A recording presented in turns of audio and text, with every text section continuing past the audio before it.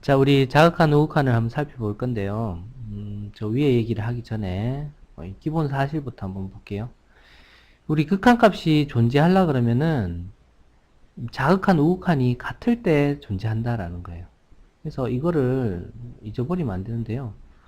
이 극한값이 존재하냐 안 존재하냐를 체크할 때는 항상 이걸로 체크를 해야 된다라는 겁니다. 자극한이랑 우극한이 같으냐 이걸 체크를 해야 된다는 거예요.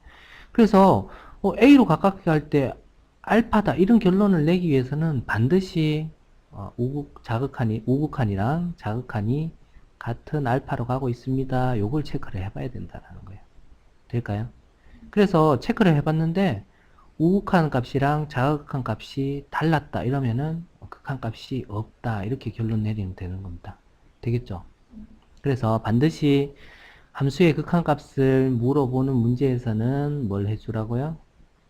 예, 자극한 우극한을 반드시 비교를 해봐야 된다. 요거라는 겁니다. 되겠죠? 그래서 뭐 이거를 기본 사실로 해서 우리 합성할 때 굉장히 중요한 얘기를 조금 할게요. 우리가 앞에서 단편적으로 그냥 함수의 극한을 생각하는 거랑 합성함수의 극한을 생각하는 거는 굉장히 다른 얘기거든요. 왜냐면 한번 보세요. 자, 이거는 체크를 할 때 뭐만 체크하면 된다 그랬습니까?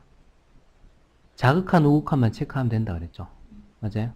그래서 얘의 자극한이랑 얘의 우극한이 같았다 이러면은 얘가 있다라는 거죠. 맞죠? 그래서 얘가 뭐 알파로 같았으면은 이거의 극한값은 알파다 이렇게 얘기를 할 수 있다라는 거예요. 그러면은 지금 얘도 함수의 극한 아닙니까? 맞죠? 합성 함수긴 하지만은 함수의 극한인 거죠. 맞아요? 그래서 x가 a로 갈 수 있는 방향이 얘도 두 가지 방향이 있다. 맞죠? 그러면은 뭐 a의 왼쪽에서 왔었다.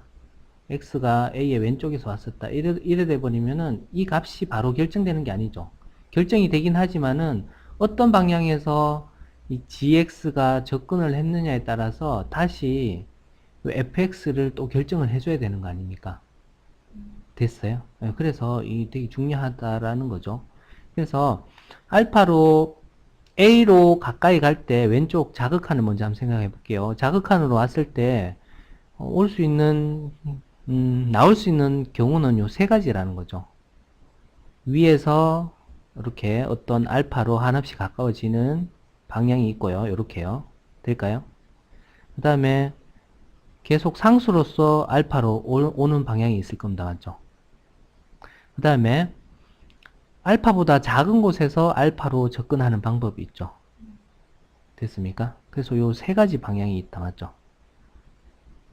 되겠죠? 다 같이 자극한이 알파이긴 하지만은 합성을 한 번 더 할 때는 합성을 하게 되면은 우리 얘네들이 왼쪽에서 왔느냐 오른쪽에서 왔느냐 이거에 따라서 극한값이 자극한 값이 자극한이나 우극한이 될 수 있는 경우이기 때문에 굉장히 중요하다라는 거죠. 그래서 나중에 우리 합성에서의 극한값을 물어본다 이러면은 이거를 적용해야 되니까 그때 한번 좀 더 문제 상황에서 한번 살펴보도록 할게요. 그 다음에 우극한, A의 우극한을 생각하는데 얘네들도 방향이 이렇게 세 방향이 있다 맞죠? 이렇게요.